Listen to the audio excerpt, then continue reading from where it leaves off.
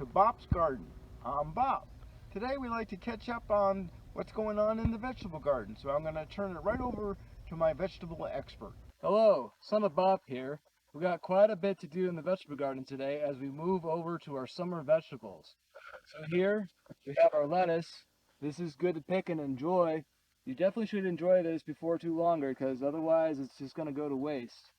As you can see with our arugula, it's starting to flower, so this is no good anymore. It's going to have a bitter taste. It's not going to be very enjoyable, so we're just going to pick this, toss it out, and we're going to plant some new ones, new seeds. Our carrots are coming along, growing. We have our peas here. I got kind of caught behind when it came to tying these up, and it can be very difficult to get them to where they need to be. So you're just gonna have to gently go back and forth and get the layers up, and you can just kind of gently separate these and be very careful. If they do break, it's not too much of a worry, but you definitely need to tie them up, and you can even put a set of string at the next level and they'll kind of go up on their own.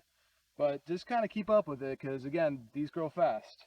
So we have our leeks that we're going to thin and separate and replant. So we're gonna be covering that a little bit later. We're gonna have our summer squash here and cukes. I'm gonna show you that. Cilantro is going good. Tomatoes are going to be a separate video.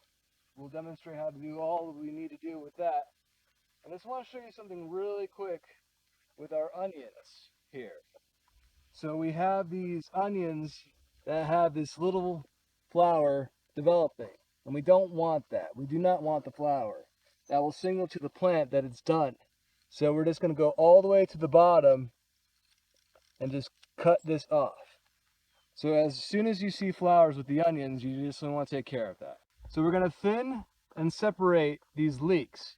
So these are way too close together. So what you want to do is a process called thinning. Now you want to have your water nearby because you want to get water on this real quick after you do this process. So you're going to take some of the strongest plants and just kind of gently push them out and separate. And then once you got one, you're going to replant it, separate from the others so that you can have room to grow here. And then as soon as you're done with this, you want to immediately water. And we're going to do this with the rest of these. So we're going to be demonstrating some pole beans here.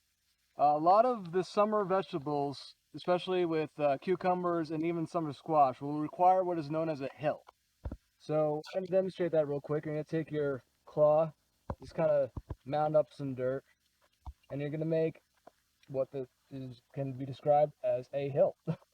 So you just want to make a small, about a handful size mound.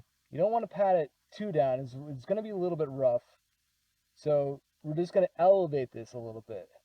And usually they recommend about 6 to 7 seeds per hill. So we're just going to make sure you have the right depth that's usually on the package. We're just going to go around.